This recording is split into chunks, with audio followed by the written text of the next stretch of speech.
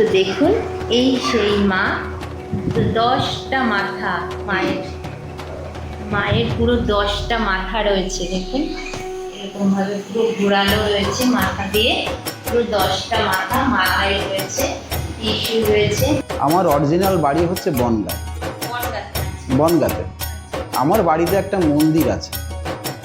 একদিন ধরুন সেটা প্রায় 22 বছর আগে আমার বাড়িতে একজন সন্ন্যাসী আসেন। এক রাত্রেবেলা এক সন্ন্যাসী আসেন। সেই সন্ন্যাসী ঘাড়ে করে এরকম একটা মূর্তি, এই মূর্তিটা নয়, একটা হালকা ধরনের এইটি 10 মাথা। নমস্কার, নতুন একটা ভিডিওতে আবার আপনাদের স্বাগত। তো কেমন আছেন আপনারা? আশা করি ভালো আছেন। তো আজ আমি চলে এসেছি এমন একটি মায়ের দর্শন করতে, যার একটা কাহিনী আছে। আপনারা কি কোনোদিনও শুনেছেন যে যে থিমে পুজো করে সেই থিম ভাসান হয় না, সেটা মন্দিরে পরিণত হয়? তো সেই কাহিনী আজকে তুলে ধরবো। আর 10 মাথার কালী ঠাকুরকে অনেকেই হয়তো কম দেখেছেন, আমার মতে অনেকেই কম দেখা আছে, আমার যেমন প্রথম দেখা। তো আপনাদেরও হয়তো অনেকেই জানেন না বা দেখেননি। তো সেটি কোথায় আছে, কিভাবে সেই জিনিসটা পুজো হলো, সম্পূর্ণটাই কিন্তু তুলে ধরবো আমার এই ভিডিওর মাধ্যমে। তো ভিডিওটা স্কিপ করবেন না, দেখতে থাকুন। তো চলুন সঙ্গে থাকুন, কোথায় রয়েছে আর কিভাবে সেখানে যেতে হবে আর মায়ের কি কাহিনী, সম্পূর্ণটাই কিন্তু তুলে ধরবো। ততক্ষণের জন্য ভিডিওটা স্কিপ করবেন না, দেখতে থাকুন।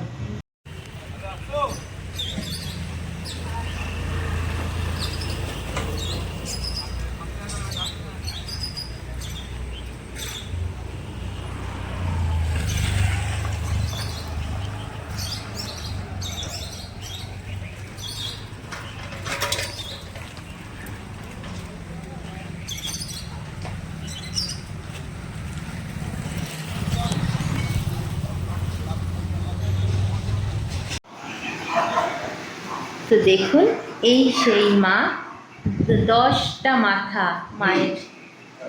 মায়ের পুরো 10টা মাথা রয়েছে। দেখুন এরকমভাবে পুরো ঘোরানো রয়েছে মাথা দিয়ে, পুরো 10টা মাথা মাথায় রয়েছে, টিস্যু রয়েছে।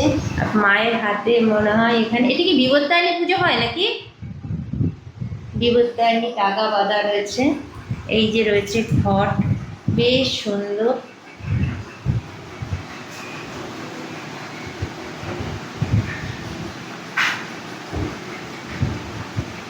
আর পাশে রয়েছে দেখুন দেবাদিদেব মহাদেবের একটি সুন্দর একটি লিঙ্গ রয়েছে, বেশ সুন্দর।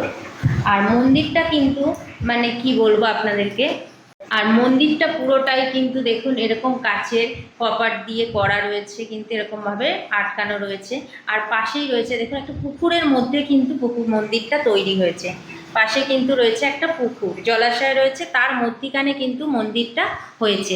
এবার এই মন্দিরটা কেন এখানে, কিভাবে এটাকে এই 10 মাথা মা কালী কেন এখানে পুজো হচ্ছে, কিসের জন্যে করছে, আর এটাও শুনেছিলাম যে এটা নাকি কি বলে কোনো মণ্ডপে পুজো হয়েছিল, কোনো একটা থিম করেছিল, সেই থিমের পুজোর থেকে সেই মন্দির, সেই ঠাকুরটাকে এখানে তুলে এনে মন্দির স্থাপন করেছে। কেন করেছে সেটা আমি এখানকার বাসিন্দার কাছ থেকে জেনে নেব।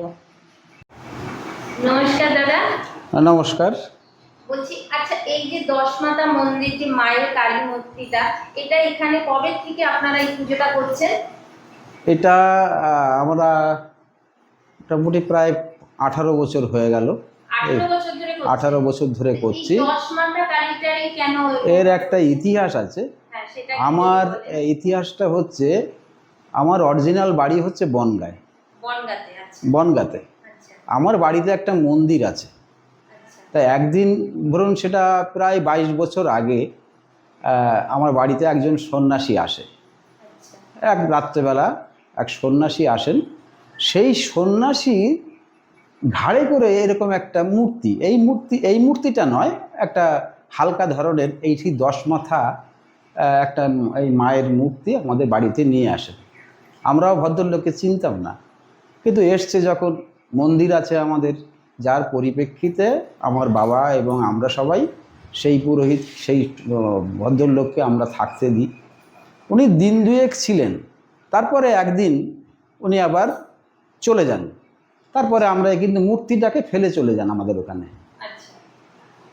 এর পরবর্তীকালে যেটা হলো, যে একটা মূর্তি ওখানে পড়ে আছে, আমাদের কালী মন্দির রয়েছে বাড়িতে, সেই কারণের জন্যে আমরা ওটাকে পুজো শুরু করি ওখানে। এটা প্রথম এই ধরনের একটা মূর্তি, এই 10 মাথার মূর্তি, তবে এটা হালকা জিনিস, ছোট দেখে একটা।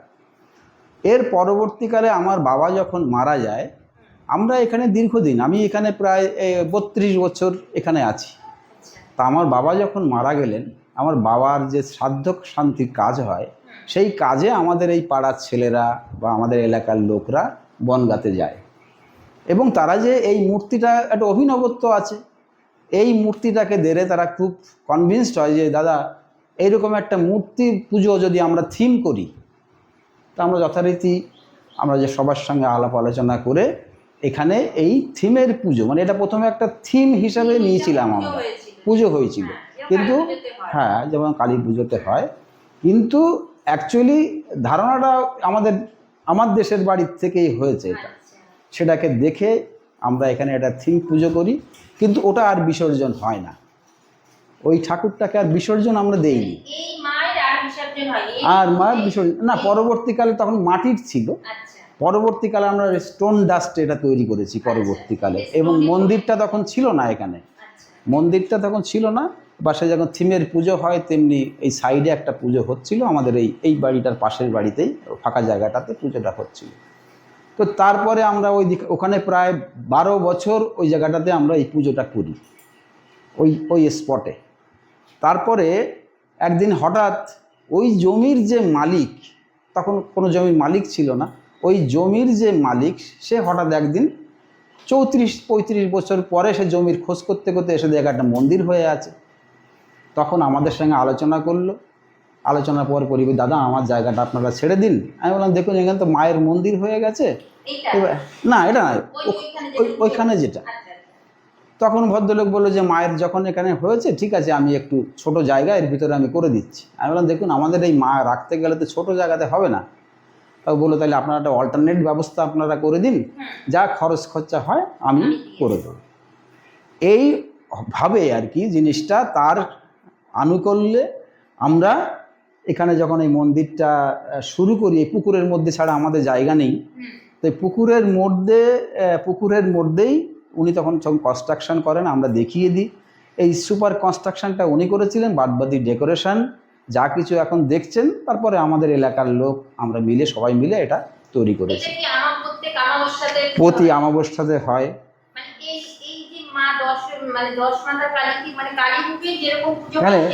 এটাকে বলে দশ মহাবিদ্যা। দশ মহাবিদ্যা এই মূর্তি আপনি কোথাও কিন্তু পাবেন না, এই মূর্তিটা কিন্তু কোথাও পাবেন না আপনি। হ্যাঁ, এটাকে নাম হচ্ছে দশ মহাবিদ্যা। প্রতি অমাবস্যাতে পুজো হয়। এবং আমাদের এটা যেটা শিবরাত্রির পরের দিনকে আমাদের এখানে এটাকে বাৎসরিক পুজো হয়। এবং সে বাৎসরিক পুজোতে হ্যাঁ, বাৎসরিকটা পুজো হয় আপনার শিবরাত্রির পরের দিন। শিবরাত্রির যে পরের দিন অমাবস্যা হয়, তখন এটা বাৎসরিক পুজো হয়। এবং সেই বাৎসরিক পুজোতে এলাকার সমস্ত লোকজন এখানে বিনা পয়সায় খাওয়া দাওয়া হয়। সমস্ত লোককে অন্তত 1,500, 2,000, 3,000 লোক এখানে হয়ে যায়, খাওয়া দাওয়া হয়।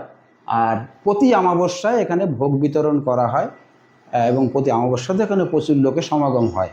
এবং এর অনেকগুলো, মানে যে ভদ্রলোক এই মন্দিরটা করেছিলেন, ওনার মেয়ে খুব অসুস্থ থাকতেন এক সময়। উনি যেটা আমাকে বলেছে বা আমরা যেটা শুনেছি, যে এই মন্দিরটা করার পরে ওনার মেয়েটা সুস্থ হয়, তাকে বিয়েটিও দিয়েছেন। তিনি থাকেন বর্ধমানে। তো মাঝে মাঝে আমাদের এই বাৎসরিক পুজোতে উনি আসেন। এবং এই মায়ের মূর্তির সাথে সাথে ওই ভদ্রলোক নিজে, এটা আমরা বলিনি, এই যে আপনাদের জটাধারী শিব, উনি কিন্তু উনিও সেটাইও করে দিয়ে গেছেন। মানে এটাতে তার মানে বোঝা যাচ্ছে যে কি বলে, এই যে মাটা আপনাদের বাড়িতে একটা মূর্তি হিসাবে, মানে পুতুল হিসাবেই বড়। একদম একদম একদম। সেইটাকে যে আপনার বাবা মারা যেতে যে আপনাদের এলাকার লোকেরা ওখানে যাবে, একেই দেখতে পাবে, আবার এই কাকতালীয় থিম হিসাবে পুজো হবে, তারপরে সেই পুজোটাও আবার এসে কোথায় পার্মানেন্ট হবে, আবার সেই যে পার্মানেন্ট হবে, এটা মানে এরই ইচ্ছা, অবশ্যই অবশ্যই সমস্তটাই কিন্তু এই মায়ের ইচ্ছা ছাড়া কিন্তু কিছু, প্রত্যেকটা ধাপে ধাপে কিন্তু ইচ্ছা আছে। আবার অনেক জায়গায় যে আপনারা করেছেন, সেও আবার এত বছর পরে সেই জায়গায় মালিকানা নিতে এসেছে, মালিকানা নিতে এসে আবার কিন্তু এসে সেই আবার জায়গা দান করে চলে গেছে, জায়গাটা দান করেনি, কনস্ট্রাকশনটা, মানে যাই হোক, মানে তার একটা কিছু তো অবশ্যই না হলে পরে, মানে তারপরেও আবার সে আসতে যাচ্ছে, মানে এটা একটা মানে পুরোটাই কিন্তু উনি করাচ্ছেন, অবশ্যই আমরা এটা বিশ্বাস করি। এবং এই এলাকার সমস্ত লোকের একটা ধারণাই আছে যে মা অনেক কিছু, প্রত্যেকে যে যার কামনা বাসনা কামনা করেন, তারা সে চেষ্টা সেটা ফুলফিল হয়, এটাই। কপালেও দেখছি সোনা টিপও পরানো আছে, মানে এগুলো মানুষকে মানত করে যারা এরকম করে দিয়ে দেন, 10 মাথাতেই আছে, 10 মাথাতেই দেখুন প্রত্যেকটা কপালে কিন্তু এরকম 10টা মাথা, আর 10টা মাথাতে কিন্তু কপালে টিপ রয়েছে। যেহেতু একটা পাড়ার ভেতরে মায়ের মানত করা, মাকে মানত করে কিছু হয়, নিশ্চয়ই যাদের যেটা হয় তারা সেভাবে করে। আচ্ছা দাদা, এই জায়গাটা কোথায় একটু বলবেন?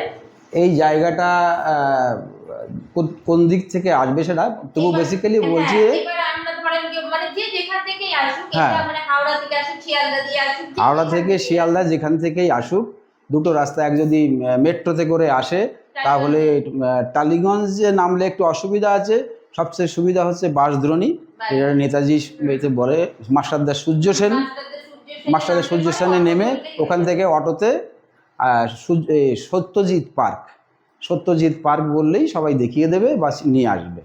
আর একটা রাস্তা হচ্ছে টালিগঞ্জ থেকে বা যে কোনো বাসে 6 নম্বর রুটে যে কোনো বাসে গাছতলা নেমে যে কোনো অটো ধরে সত্যজিৎ পার্ক পরে কিন্তু আপনারা এই মায়ের মানে 10 মাথা মায়ের, দশবিদ্যা মায়ের কিন্তু মূর্তি দর্শন করতে পারবেন। আশা করি আপনারা আগে কোনো জায়গায় কিন্তু এরকম মায়ের মূর্তি কিন্তু আপনারা দেখেনি। হতে পারে মন্দির ছোট, হতে পারে মায়ের মূর্তি ছোট, কিন্তু এই যে মায়ের একটা দৃশ্য, এই যে মায়ের মানে 10 মাথা মানে কালী ঠাকুর, সেটা কিন্তু মানে দেখতে গেলে কিন্তু আপনাদেরকে আসতেই হবে অবশ্যই করে।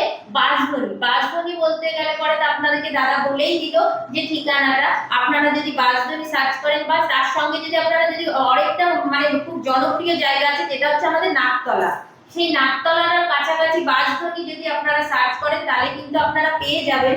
তো 10 মাথা কালী মূর্তি কিন্তু আপনারা একবার হলেও দর্শন করে যাবেন। আর আমার তো ভীষণ ভালো লাগছে, বেশ একটা অন্যরকম, আমরা তো অনেক ধরনের ঠাকুর কালী অনেক কিছু দেখেছি, অনেক মায়ের মূর্তি দেখেছি, তো এই দশভুজা মায়ের মূর্তি যদি দর্শন করতে চান তাহলে কিন্তু আপনাদের এখানে আসতেই হবে। আর তবে আরেকটা জিনিস দেখে খেয়াল করলেন তো, যে মায়ের যে কি লীলা, মায়ের লীলাটা দেখলেন কিভাবে, কোথায় যে কার বাড়িতে একটা পুতুলের মতো ঠাকুর, সেই ঠাকুরকে কিন্তু মানে গিয়ে তারা পাড়ার লোক দেখে তারা পুজো করবে বলে থিম হিসাবে নিয়ে আসলো, আর সেখান থেকে কিন্তু মানে মায়ের যে এখানে পুজো হবে, মন্দির হবে, সমস্তটা কিন্তু তারই ধাপে হলে, সেটা দাদা কাছ থেকে শুনলাম, মানে শুনলেও যেন গায়ে কাটা দিচ্ছে, যে সত্যি করে মানে কিছু না তা থাকলে পরে কিন্তু কিছু হয় না, সেটাই হচ্ছে ব্যাপারটা। তো আপনাদেরকে দেখালাম, আপনাদেরকে এই মায়ের মূর্তি দর্শন করালাম, কেমন লাগলো অবশ্যই কমেন্ট করে জানাবেন। যদি ভালো লাগে তাহলে একটি লাইক করে যাবেন, আর মায়ের যদি আসতে চান তো সেখানেও একবার এসে হলেও দর্শন করে যাবেন। দেখুন আমরা তো অনেক বড় বড় জায়গায় বড় বড় মন্দিরে ঘুরতে যাই, তো এই মন্দিরে একবার দর্শন করে যান তো মনে হয় খুব ভালো লাগবে। আমি ঘুরে গেলাম, তো আমি তাই জন্য আপনাদের জন্য তুলে ধরলাম, যাতে আপনারা এখান থেকে এসে একবার হলেও ঘুরে যেতে পারবেন। তো এই বলে আজকের মতন আমি ভিডিওটা এখানে শেষ করছি। সুস্থ থাকবেন, ভালো থাকবেন, দেখা হবে নতুন একটা ভিডিওতে।